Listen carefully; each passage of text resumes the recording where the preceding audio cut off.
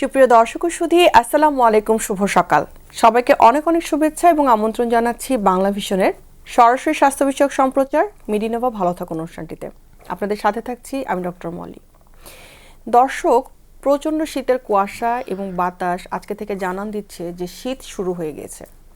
শীতের এই ঋতুটি অনেকের কাছে কিন্তু আরামদায়ক এবং ভালো লাগার ঋতু হলেও অনেকেই কিন্তু এটাকে অনেক ভয় পেয়ে যান যে আমার শীত আসলেই সারা বছর ঠান্ডা কাশি লেগে থাকে, শীতে আরও বেড়ে যায়। ঠান্ডা কাশি তো আগে থেকে ছিল, শীতে আরও বাড়তে থাকে এবং সেই সাথে যে কাশির যে সমস্যাটা সেটা শীতে আরও বেড়ে যায়। এবং সেই সাথে সবচেয়ে বেশি ভালনারেবল বা যে কষ্টগুলো যারা ভোগ করেন তাদের মধ্যে থাকে শিশুরা এবং বয়স্করা। কারণ বয়স্কদের হয়তোবা দেখা যাচ্ছে কিছু তো ক্রনিক ডিজিজ থাকে, কিন্তু বাচ্চাদের দেখা যায় এই সময়টাতে সারা সময় নাক দিয়ে সর্দি কাশি ঠান্ডা এবং মারা খুবই কষ্টের মধ্যে দিয়ে যায়। এই বাচ্চাদেরকে কীভাবে আসলে ম্যানেজ করবে সেটা নিয়ে। কিন্তু আমরা যদি একটু মেজারমেন্টগুলো নিতে পারি বা এই সময়টাতে আরেকটু কেয়ারফুল থাকি বা কী মেজারমেন্টগুলো নিয়ে বা হোম রেমেডি নিয়ে বা কোনো ধরনের কোনো ওষুধ নিতে হবে কিনা, এই বিষয়গুলো নিয়ে যদি আমরা আজকে একটু আলোচনা করি, আমার কাছে মনে হয় যে অনেকটাই উপকৃত হবে এটা জেনে যে আসলে প্রিভেন্টিভ মেজারগুলো নিলে কিন্তু আমরা এটা থেকে আসলে ট্রিটমেন্টের আগে আমরা কিন্তু ভালো থাকতে পারতাম।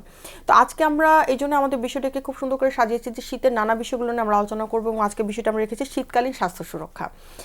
এই বিষয়টিতে কথা বলবার জন্য আমাদের সাথে আজকে উপস্থিত আছেন অত্যন্ত স্বনামধন্য major doctor Khasru Samad, classified specialist pharmacology, armed forces medical college Dhaka, সেই সাথে যুগ্ম আহ্বায়ক বাংলাদেশ ফার্মাকোলজি সোসাইটি। দর্শক, আমাদের পুরো অনুষ্ঠান জুড়ে আজকে আমরা আলোচনা করব এই যে প্রচণ্ড শীতের কুয়াশা এবং ঠান্ডা শুরু হয়েছে, সেখান থেকে আমরা নিজেদেরকে কীভাবে সুস্থ রাখতে পারি, শীতটা ভালোভাবে উদযাপন করতে পারি, ভয়ের সাথে নয় আনন্দের সাথে কীভাবে শীতটাকে আমরা উদযাপন করতে পারি সেই বিষয় নিয়ে আমাদের সাথে যিনি ডক্টর আছেন তিনি আপনাদের সমস্ত বিষয়ে অ্যান্সার করবেন। আমাদের স্কলে দেখানোর নাম্বারে আপনারা সরাসরি ফোন করে তার সাথে কথা বলতে পারেন এবং সেই সাথে ফেসবুক থেকে সরাসরি দেখতে লগ ইন করতে পারেন www.facebook.com/banglavision এই লিঙ্কটিতে। চলুন দর্শক, আজকে আলোচনা শুরু করা যাক। স্যারকে আমি শুরুতে ধন্যবাদ জানাচ্ছি স্যার এই শীতের মধ্যে আমাদের সাথে স্টুডিওতে এসে জয়েন করার জন্য। স্যার জি, স্বাগতম।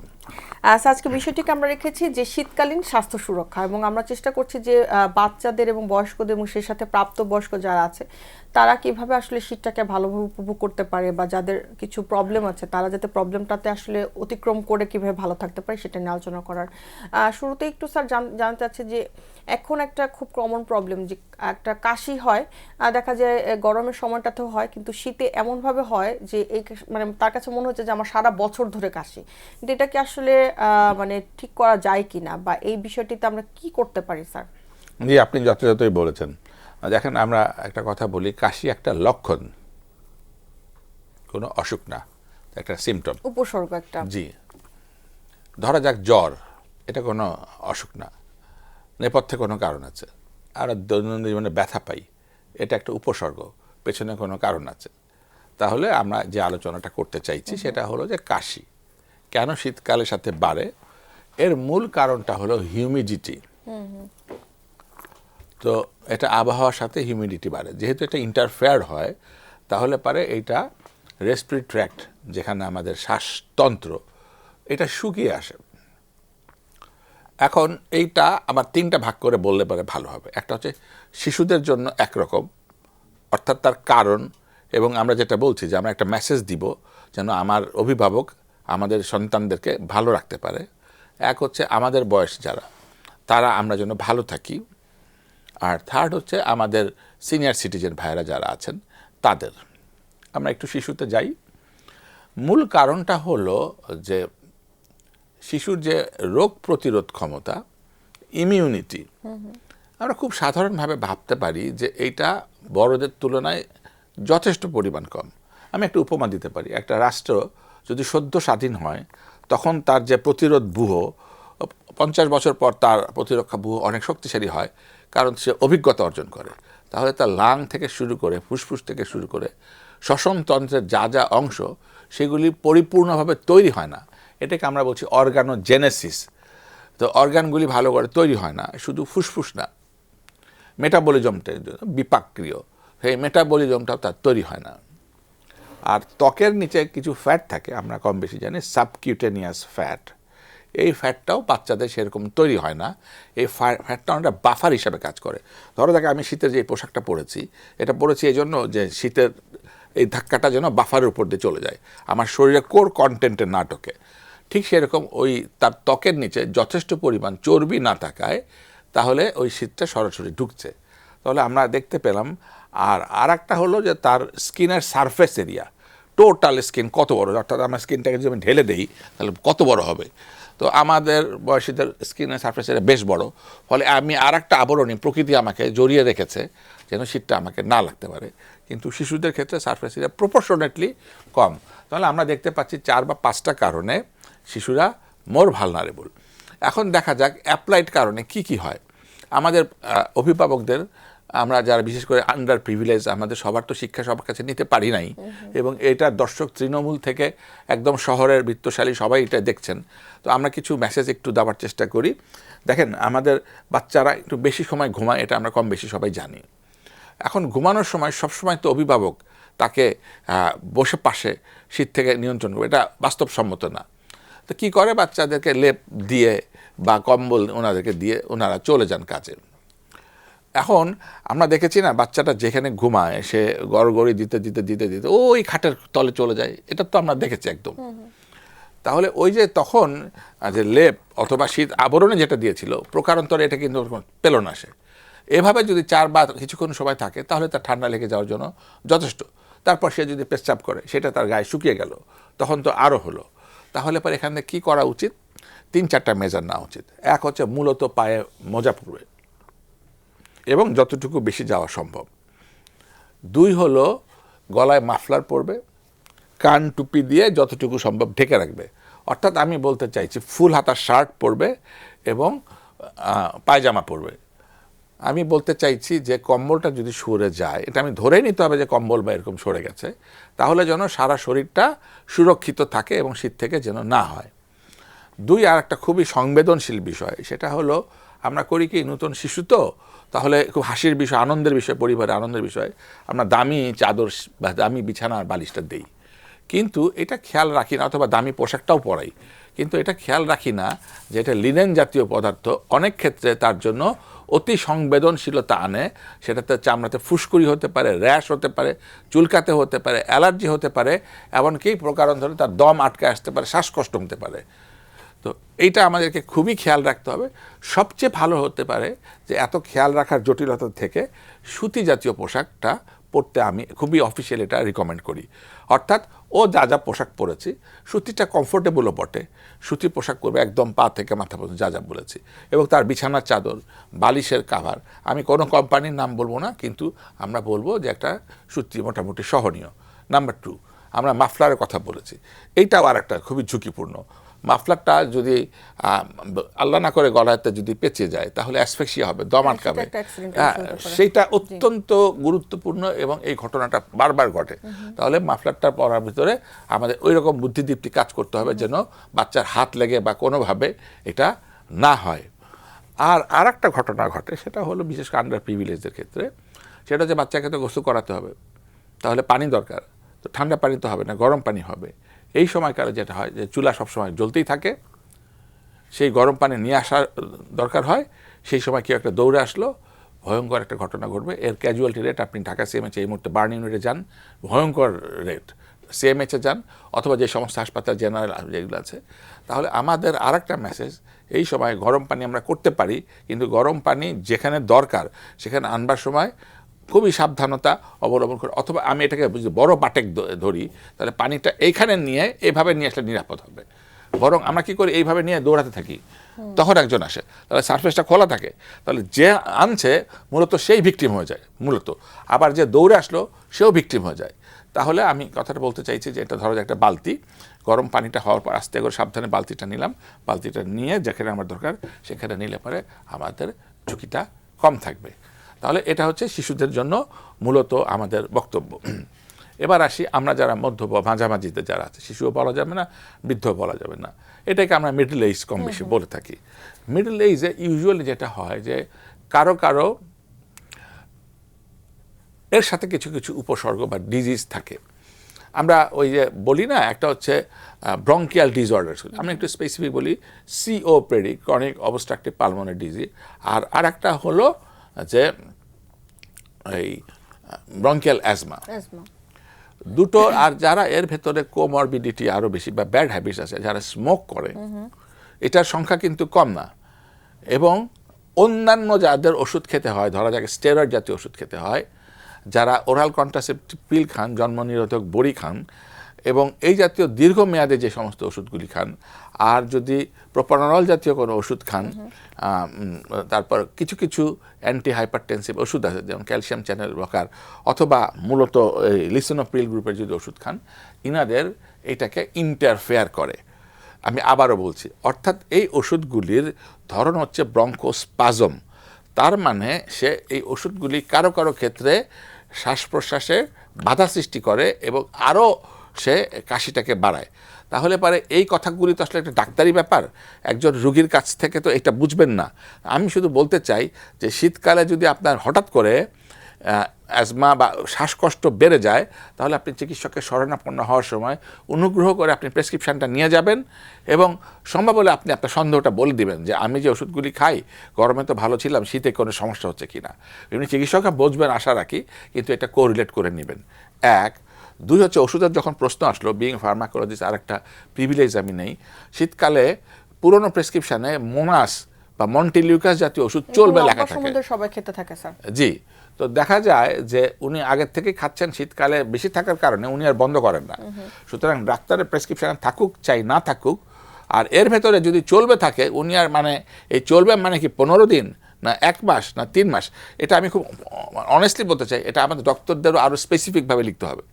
মানে যেই দিন আমি প্রেসক্রিপশন করেছি তার থেকে চলবে মানে তো আমি আবার বললাম ভেগ একটা হয়ে গেল, নন স্পেসিফিক হয়ে গেল। তাহলে 1 মাস হলে আমাকে সুনির্দিষ্টভাবে এটা খেতে হবে।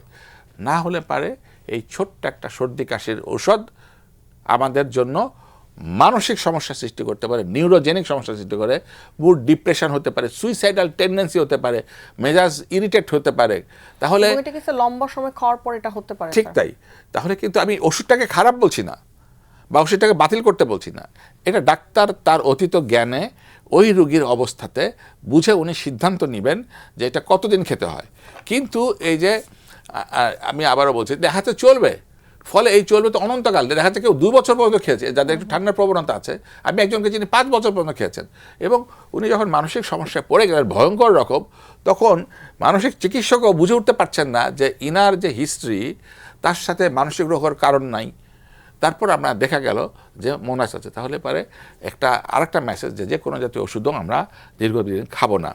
যখন ওষুধের প্রশ্নটা এসেই গেল, তখন শীতকালে আরেকটা আমরা প্রবণতা দেখি, সেটা হচ্ছে ছোটো বাচ্চাদেরকেও তার বাবা মা করে কি ওই অ্যান্টিহিস্টামিন জাতীয় ওষুধ খাইয়ে দেন। ও ডাক্তারের কাছে যাব, ও তো ঘুরে ফিরে হিস্টামিন জাতীয় ওষুধই দেয়, যাওয়ার ঝামেলা আসা। এছাড়া ক্ষেত্র বিশেষে কনসালটেশন ফিটাও অবশ্যই একটা ম্যাটার করে, সরকারি হাসপাতালে লম্বা লাইন, এগুলির বিচার যে আমাকে নিতে হবে। তখন উনি কী করেন, এই যে ঠান্ডা জাতীয় ওষুধ খাওয়ান। তো এটা আমরা কি জানি, এটা মিউকাস মেমব্রেনকে ড্রাই করে, শুষ্ক করে, ফলে বাচ্চারা এই যে নিঃশ্বাসটা নেওয়া, এটা মাউথ ব্রিথ হয়, মুখ দিয়ে শ্বাসটা, নাকটা সব বন্ধ হয়ে যায়। ফলে এই মুখ দিয়ে শ্বাস নেওয়ার কারণে আরও যে ওই যে ঠান্ডা লাগার যে প্রবণতা ছিল এবং অন্যান্য যে জটিলতা ছিল সেইগুলি হয়। আমি একটু আগে বলেছি যে মোনাসের কথা বা মন্টিলিউকাসের কথা। মন্টিলিউকাস শিশুদের জন্য ইনজুডিশিয়াস খাওয়া একটা অপরাধ। আমি খুব দায়িত্ব নিয়ে এই শব্দটা ফার্মাকোলজিস্ট হিসেবে বলতে চাই। এবার চলেন আমাদের জেরিয়াট্রিক যারা আমাদের সিনিয়র সিটিজেন আছে, এমনিতেই শিশু এবং বয়সীদের ডিজিজের প্যাটার্নটা অনেকটা এক।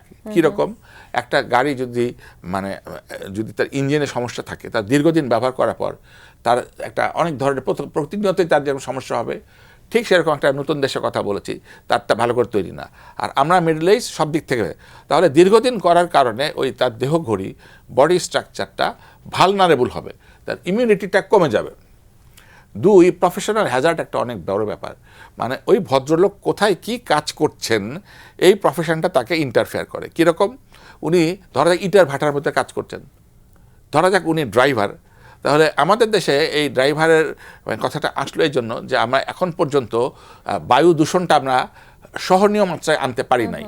এবং যেখানে কনস্ট্রাকশন হয়, সেখানে কনস্ট্রাকশনের যে ম্যাটেরিয়ালগুলি, সিমেন্ট, বালু, এগুলো তো উঠতে থাকে। তাহলে শুধুমাত্র কনস্ট্রাকশনের সাথে যিনি জড়িত তিনি নন, প্রকারান্তরে আমরা পুরো ঢাকা শহরের নাগরিকরাই বায়ু দূষণের শিকার হয়ে গেছি। কারণ আমাদের ফিটনেস ছাড়া গাড়ি দেখি, তাহলে আমি এখানে মেসেজ দিতে চাই, আমরা যদি আমাদের পরবর্তী প্রজন্মকে বাঁচাতে চাই, আমরা নিজেরা যদি বাঁচতে চাই, আমার বাবা সিনিয়র সিটিজেন যদি বাঁচাতে চাই, এখনই সময়। এই ফিটনেসবিহীন গাড়ি, এই যে খোলা পরিবহন, তারপর হচ্ছে যে আমরা যেটা বললাম যে ইটের ভাটা, এখন কিন্তু পরিবেশ বান্ধব ইটের ভাটা চলে এসেছে। হয়তো আমার 1 টাকা 2 টাকা বেশি লাগবে প্রতিটা ইটে, কিন্তু আমার জীবনের থেকে মূল্যবান কিছু না। সুতরাং এই বিষয়গুলিকেও আমাদের নজরে দিতে হবে, নজর রাখতে হবে। অনেক গুরুত্বপূর্ণ কিছু ইনফরমেশন স্যার আপনি দিয়েছেন প্রতিরোধ সম্পর্কে। স্যার আমরা যদি একটু জানতে চাই যে অনেকের যে আপনি অ্যাজমার কথাটা বললেন, যে এই সময় দেখা যায় যে মানে ওরকমভাবে তার না হলেও প্রিভেন্টিভ মেজার হিসেবে অনেক সময় ইনহেলারটা নিতে চায়। তো এখানে ইনহেলারের আসলে গুরুত্ব কতটুকু, বা ইনহেলারটা আসলে আমরা কখন ইউজ করবো অ্যাজমার ক্ষেত্রে? আপনি অত্যন্ত গুরুত্বপূর্ণ একটা প্রশ্ন তুলেছেন, কারণ একটা বিশাল একটা অংশ ইনহেলার নেন। আমি এরকমভাবে বলতে শুনেছি, অসুখটা এতই খারাপ হয়ে গেছে যে এখন ওষুধে কোনো কাজ করে না, ইনহেলারটা লাগে। ধরা যাক একটা অ্যাকিউট এমার্জেন্সি, তখন আমরা ইঞ্জেকশনটা কখন দেই, যে আমার খুব জরুরি লাগবে, তো ট্যাবলেটে কাজ করতেছে না, আমাকে ইঞ্জেকশন লাগবে, এখনই যেন দিতে হয়। এছাড়া আরও কারণ কি, ধরা যাক একটা saline 1 litre 2 litre 5 litre 6 litre চলে ক্ষেত্র বিশেষে, তো ততটুকু তো আর মুখে খাওয়ানো ফিজিবল না, তাহলে এইসব কারণে লাগে। তাহলে এমার্জেন্সির প্রশ্নটা আসে যদি ইঞ্জেকশন হয়। কিন্তু এই ইনহেলারটার ব্যাপারটা আরও রিভার্স। একটা পুরনো অ্যাজমার রোগী জানেনি যে তার ইনহেলার লাগবে, সেই জন্য উনি কিন্তু পকেটে করে রাখেন। এবং আজকাল মানুষ অনেক সচেতন হয়েছেন, ওনারা যেভাবে নির্দেশ করা থাকে সকালে একবার রাতে একবার। আর যেহেতু এটা স্ট্রেস ইনসিকিউরিটি এরকম কোনো ইভেন্ট থাকে, তাতে তার অ্যাজমা বেড়ে যায়।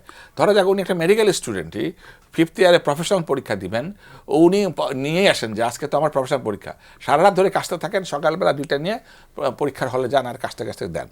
মানে কিছুটা মেন্টাল তার অবশ্যই, অবশ্যই, সাথে আমরা এই psychosomatic কথাটাতে disorder। ইনহেলারের বিষয়টিতে আমরা আরেকটু জানবো। তার আগে একজন দর্শক ফোন করেছেন, আমরা ফোনটি নিচ্ছি। জি হ্যালো, আসসালামু আলাইকুম দর্শক, আপনার নাম বলে প্রশ্নটি করুন। জি, আমার নাম মোহাম্মদ নাজমুল হোসেন। জি আমরা শুনতে পাচ্ছি নাজমুল ভাই, আপনার প্রশ্নটি করুন। জি, আমার বাচ্চার বয়স 14 বছর। জি, দীর্ঘ আমার বাচ্চাটা এই অ্যাজমার সমস্যা ভুগত প্রায় 8-9 বছর থেকে। আমাদের এখানে সার্জন ডাক্তার দেখাইছি, উনি ওই যে আপনি বললেন মন্টেনো কাস্ট যে ওষুধটা, এটা আমার বাচ্চা কন্টিনিউ করছে। আর আপনি লাস্টে যখন হচ্ছিল না, তখন সিম্বিউন 6/200 মুখ দিয়ে নেওয়ার জন্য একটা দিছে, এই আপনার গ্যাস দিছে যেটা। তারপরে এমনি ঠান্ডা লাগাতে হয়তো টোমা, আপনি এই পোজমা, এইসব ওষুধপত্র চেঞ্জ করতে থাকে। কিন্তু দীর্ঘশ্বাসে ওর একটু বুকের সমস্যা হয়, কিন্তু ওই ঠান্ডা লাগলে বেশি নিঃশ্বাস নিতে পারে না, সমস্যা। এর পরামর্শ কি স্যার একটু? জি, আপনি এই সমস্যাটা কতদিন ধরে, মানে ওর বয়স তো হচ্ছে 14, আর এই যে 14 ঠান্ডা বছর। লাগা, এত এই যে ওষুধ খাওয়া মোনাস, এটা কতদিন ধরে? এটা আপনার 8-10 বছর থেকে। তার মানে এই মোনাস বা এই জাতীয় ওষুধ 4 বছর খাওয়ানো হয়েছে, প্রায় জি 4-5 বছর এরকম হতে চললো, এই তো। জি জি তো আপনি ওই আপনার ছেলেকে কোন বিষয় বিশেষজ্ঞ বা কোন চিকিৎসকের কাছে দেখিয়েছেন? ডাক্তারের নাম বলতে হবে না আমাকে, বিশেষজ্ঞ বিষয়টা যদি আচ্ছা, বলতে লাইনটি হবে। কেটে গেছে, আচ্ছা, আমরা ঠিক আছে, আনসারটা নিচ্ছি। আমরা বোধহয় বুঝতে পেরেছি যে ওনার সন্তান 5 বছর ধরে বারবার কাশি বা অ্যাজমা জাতীয় ওষুধের দরকার, কষ্ট পায়, এবং তাকে মোনাস দেওয়া হয়, সেই সাথে সাথে কিছু নন স্পেসিফিক ওষুধের কথা বলেছে। তার ভিতরে একটা বোধহয় ছিল প্রোটন পাম্প ইনহিবিটর।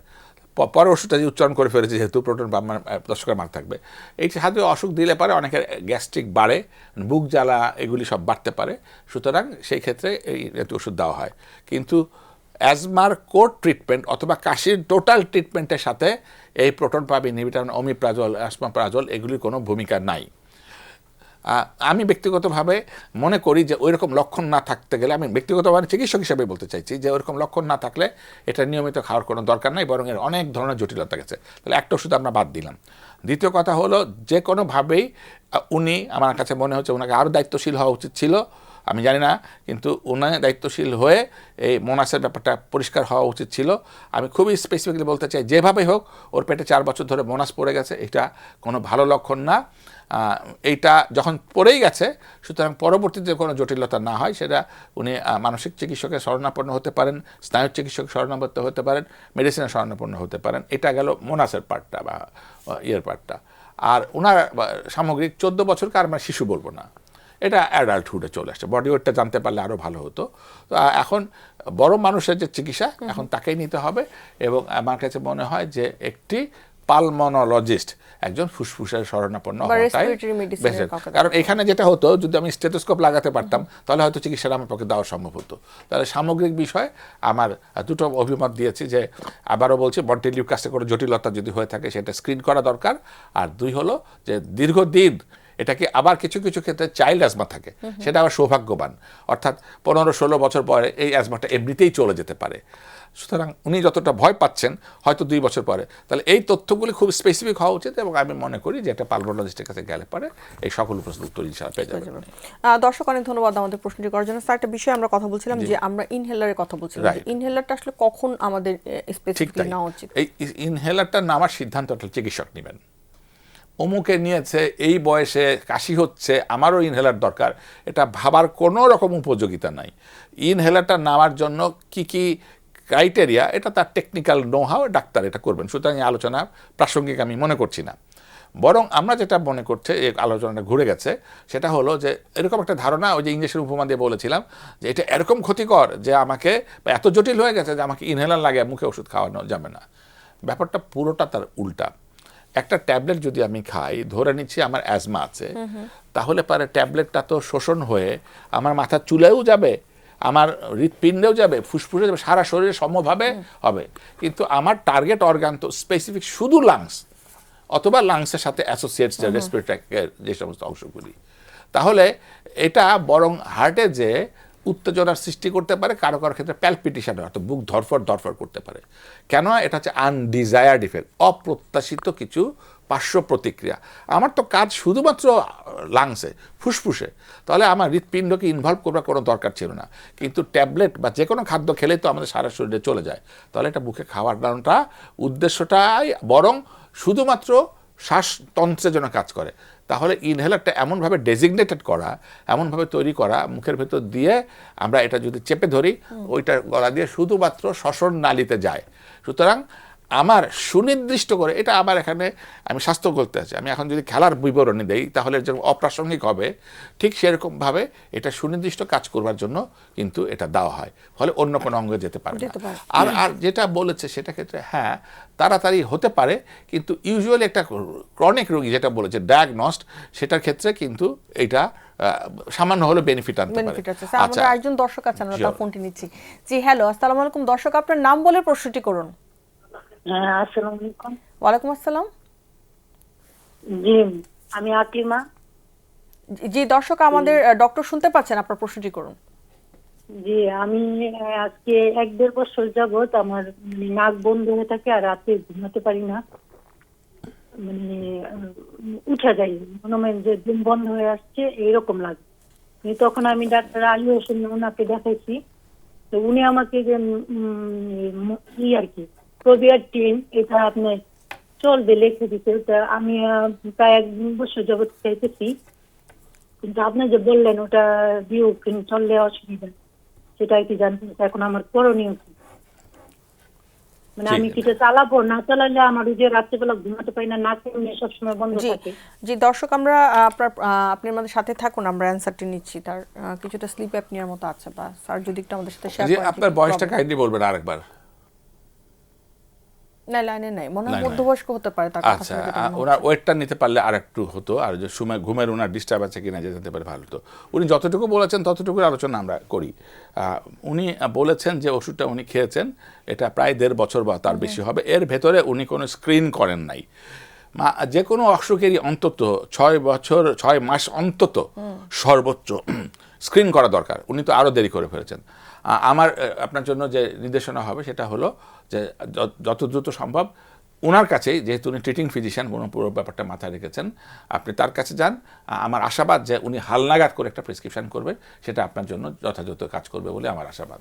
দর্শক, অনেক ধন্যবাদ আমাদের প্রশ্নটি করার জন্য। স্যার, আমরা আরও কিছু গুরুত্বপূর্ণ আলোচনা আছে আমাদের অ্যান্টিবায়োটিক এবং কাশি থেকে পুরোপুরিভাবে নিরাময়ের জন্য আসলে আমরা এখন কি করতে পারি, বা কতদিন কাশির পরে আমরা ডক্টরের কাছে যাব এবং কি ট্রিটমেন্ট নিব, সেটা একটু জানবো। তার আগে একটা ছোট্ট বিরতি নিয়ে আসছি। সুপ্রিয় দর্শক, মেডিনোভা ভালো থাকুন অনুষ্ঠানটির এই পর্যায়ে সময় হয়ে এসেছে ছোট্ট একটি বিরতিতে যাবার। বিরতির পর ফিরে আসছি, থাকবেন আমাদের সাথেই।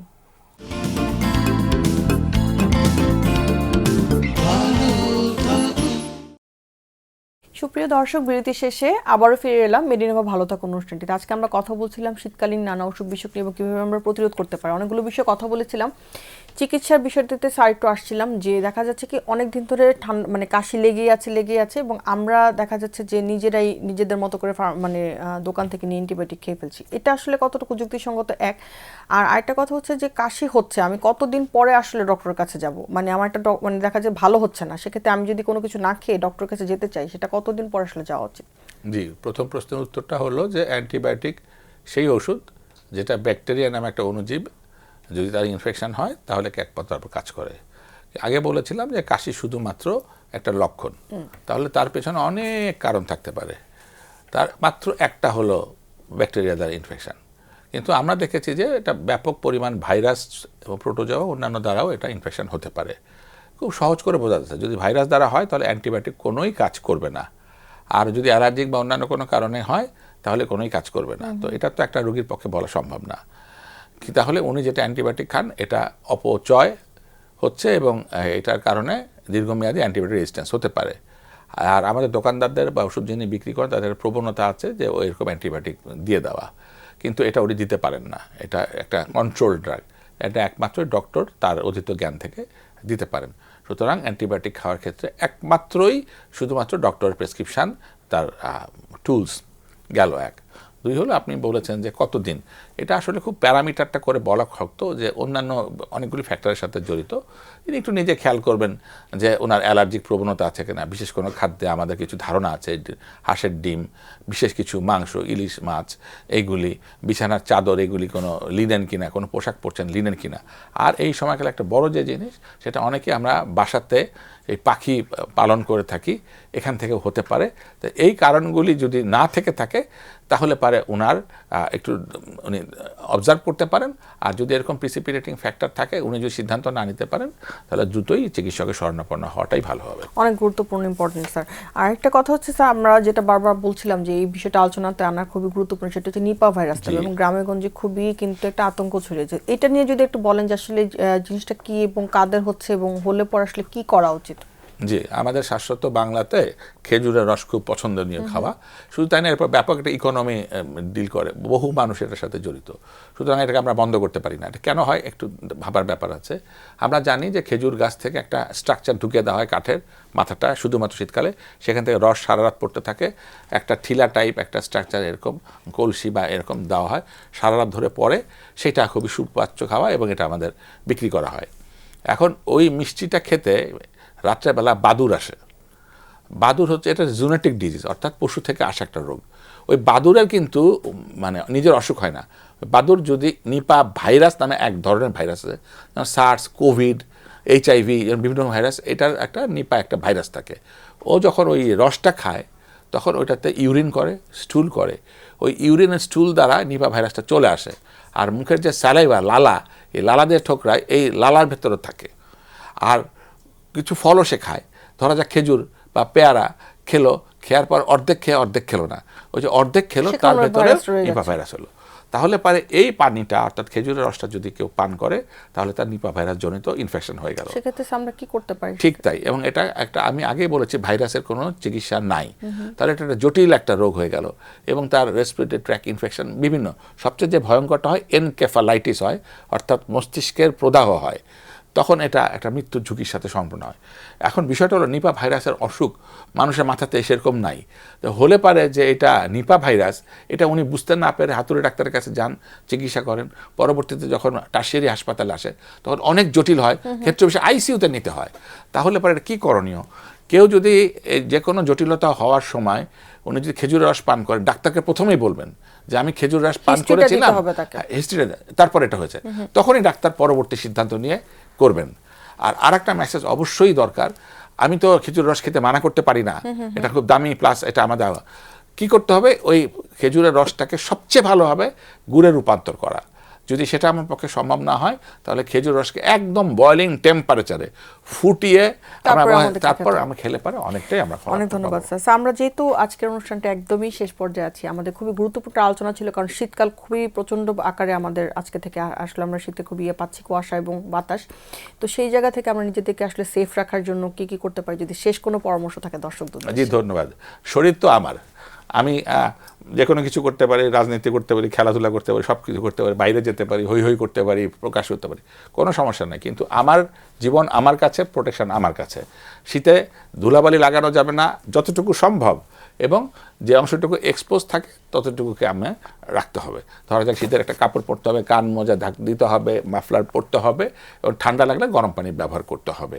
আর আগের থেকে যদি কোনো ডাক্তারের প্রেসক্রিপশন বা ওষুধ থাকে তাহলে সেটা ফলো করতে হবে। আর যদি অসুস্থ হয়ে যায় নিজের চিকিৎসা না করে ডাক্তারের কাছে চিকিৎসা করতে হবে। আর এখানে আরেকটা স্যার কথা থেকে যাচ্ছে যে কাশিটা নিয়ে আমরা বারবার কথা বলছিলাম, যে কাশি হয়ে গিয়েছে এবং কাশি তার অনেক দিন ধরে চলেছে, এটার কোনো স্থায়ী সমাধান কি আমরা করতে পারি কিনা, বা জি এটা ধন্যবাদ। প্রিভেন্ট করার জন্য? জি, একটা ভয়াবহ ডাটা দিই।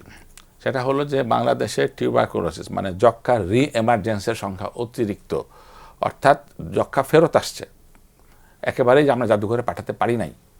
এবং এমডিআর হচ্ছে মাল্টি ড্রাগ রেজিস্ট্যান্স, অর্থাৎ যে ওষুধগুলি দিয়ে যক্ষ্মা হতো সেগুলি নানা কারণে, মূলত রোগীদের অবহেলা, অযত্ন, আজকে খাবো কালকে খাবো না, ভরা পেটে খাবো, দিন দিন ভালোই তো লাগছে আজকে খাবো না, এই সমস্ত কারণে তারা ওষুধগুলি খাচ্ছেন না। আর এই যে আরবানাইজেশন, শহরীকরণ, ঘন বস্তির মতো থাকছে, বাস ড্রাইভাররা পাশাপাশি থাকছে, এইগুলি হচ্ছে প্রেসিপিটেটিং ফ্যাক্টর। এই যে আমরা বলেছি যে এই যে ধোঁয়া, এইগুলি সব কিছু অ্যাগ্রেভেটিং ফ্যাক্টর। তো এই জন্য যক্ষ্মাগুলি ফেরত আসছে। যক্ষ্মা একটা খারাপ রোগ, এটা আমাদের ইতিহাসে দেখেছি। সুতরাং এই যে কাশি, এর পেছনে যে যক্ষ্মা নাই এরকম যিনি দূর যক্ষ্মা আবার ঢাকা শহরে আরও হয় নাকি, এরকম কোনো কিছু মাথা থেকে ফেলে দেওয়া ঠিক হবে না। সুতরাং একজন রোগী অত্যন্ত সতর্ক হবেন এবং হিস্ট্রি উনি ভালো করে দিবেন। যদি সম্ভব হয় ডাক্তার তো নির্ণয় করবেনই, ডাক্তারকে বলে দেবেন আমার কাছে একটু যক্ষ্মা যে নাই এটা একটু দেখে দেন তো, তাহলে পরে আমার মনে হয় যেটা আমরা অনেকটা ওভারকাম করতে পারবো। এবং সেই সাথে স্যার মানে কাশিতে আমি একটা কথা বলছিলাম যে স্যার লম্বা সময় ধরে দেখা যাচ্ছে যে সিরাপের পর সিরাপ খেয়ে যাচ্ছে এবং ফার্মেসিতে দোকানে যাচ্ছে, তাকে একটা সিরাপ ধরিয়ে দিচ্ছে এবং সিরাপ সে দেখা যায় 2-3 মাস ধরে খাচ্ছে, কিন্তু তার কাশি ভালো হচ্ছে না। সেটা কি আসলে এগুলো কি অনেক ক্ষতির বিষয় কিনা, বা কোনো জটিলতা হতে পারে কিনা, বা এটা থেকে আসলে আমরা কি করতে পারি? জি দেখেন, দুটো কথা। একটা, আপনি বলেছেন যে দীর্ঘদিন কোনো ওষুধ উনি খান। এখানে এই মেসেজটা আমি বারবার করে দেওয়ার চেষ্টা করেছি, কোনো ঔষধ নিজের ইচ্ছায় দীর্ঘদিন খাওয়ার কোনো অবকাশ নাই। সাধারণ একটা প্যারাসিটামলকে যদি আমরা সবচেয়ে সেফ একটা ওষুধ মনে করি, একটা অ্যান্টাসিডকে সবচেয়ে নিরাপদ ওষুধ মনে করি, যেটা আমরা মুড়িমুড়কির মতো আমরা অনেকেই খাই, এটাও কোনো ক্রমেই চিকিৎসকের স্ক্রিন ব্যতীত তাকে দিয়ে না করতো দীর্ঘ কোনো অবকাশে খাওয়ার নাই। কেন নাই? কাশি তো একটু আগে আমরা বলেছি এটা একটা লক্ষণ, কোনো অসুখ না, তার পেছনে কোনো জটিল একটা, এমনকি টিউবারকুলোসিসের একটা লক্ষণ হতে পারে। তাহলে যদি আমি এই অ্যান্টিহিস্টামিন জাতীয় ওষুধ, এই হিস্টাসিন জাতীয় ওষুধ যদি আমি খেতে থাকি, তাহলে এই লক্ষণটা কিন্তু চাপা পড়ে যাবে, তাহলে রোগী কিন্তু ভালো বোধ করবে, ফলে তার টিউবারকুলোসিস কিন্তু বাড়তে থাকবে। কিন্তু যখন আর সহ্য করার মতো না, তখন হয়তো উনি ডাক্তারের কাছে যাবেন, তখন যক্ষ্মাটা অনেক দূর ছড়িয়ে পড়েছে, তখন হয়তো সাধারণ চিকিৎসায় হবে না। সুতরাং এইগুলিকে লক্ষণ ভিত্তিক চিকিৎসা না করে যদি মনে হয় যে এটা যথেষ্ট সমস্যা সৃষ্টি করছে, তত দ্রুতই চিকিৎসকের কাছে যে সুনির্দিষ্ট চিকিৎসাটা নেওয়াটা ভালো। এবং স্যার এই শীতে সবচেয়ে বেশি যেটা হয় সেটা হচ্ছে যে আমরা একটা শীত পোহানোর জন্য এই জায়গায় জায়গায় আগুন লাগিয়ে থাকি এবং খুব গরম পানি ইউজ করি। তো সেই জায়গায় যদি স্যার এরকম হয় যে বার্ন হয়েছে, তার ইমিডিয়েটলি আসলে তার সারাউন্ডিং যারা আছেন তারা কি করবেন? কারণ দেখা যায় এটা করতে করতে অনেক দেরি হয়ে যায় এবং আমরা নানা ধরনের সময় ডিম লাগাই, আলুর রস দিতে চেষ্টা করি, পেস্ট লাগাই। তো এই বিষয়গুলোকে আসলে স্যার যথাযথ কিনা, বা এটার ব্যাপারে কি করা উচিত? জি জি, আপনার প্রশ্ন অত্যন্ত পরিষ্কার। প্রথম কথা, তা যদি তার শরীরে আগুন লেগে যায়, তখন আমাদের মা বোনেরা কী করেন, ওই যে সিনথেটিক কাপড় পরেই হয়তো ওনারা চুলাতে কাজ করেন, তাহলে ওই সিনথেটিক কাপড় কিন্তু স্টিকি হয়ে লেগে যাবে এবং খোলাই যাবে না, পরবর্তী ওইটাই তার মৃত্যুর কারণ হতেও পারে। সুতরাং জীবনের কাছে বড় কিছু নাই। আমাদের ডাক্তারের হাতে আমার সন্তান হওয়ার সময় কি ডাক্তারের কাছে আমরা এক্সপোজ হই না? সুতরাং উনি তাড়াতাড়ি করে আগে নিজের জীবন বাঁচানোর জন্য কাপড়টা খুলে ফেলবেন। 1, 2 হচ্ছে যেটা আমরা সবাই ভয় পাই, আগুন লেগে গেছে, ফলে দৌড় দিই। দৌড়টা দেওয়া যাবে না। কেন দৌড় দেওয়া যাবে না? এটা তো অক্সিজেন, দৌড়ালে অক্সিজেন আমরা জানি যে আগুনকে আরও ফ্লেয়ার আপ করে, অর্থাৎ অক্সিজেন আরও বাড়ায় দেয়। সুতরাং উনি দৌড়াবেন না। তাহলে তিনি কি করবেন? মাটিতে শুয়ে যাবেন, গড়াগড়ি দিবেন, বালু থাকলে পরে গড়াগড়ি দিবেন। আর সবচেয়ে যেটি করণীয় সেটা হলো পানি, যেটা অ্যাভেইলেবল হাতের কাছে থাকবে, সেটা কোনো পরিষ্কার পানি, সুন্দর পানি, ফ্রিজের পানি, এগুলি কোনো দরকার নেই। যা পানি আছে উনি দিবেন, এবং টাইমও বলা আছে 20 মিনিট ধরে উনি অন্তত পানি দিবেন।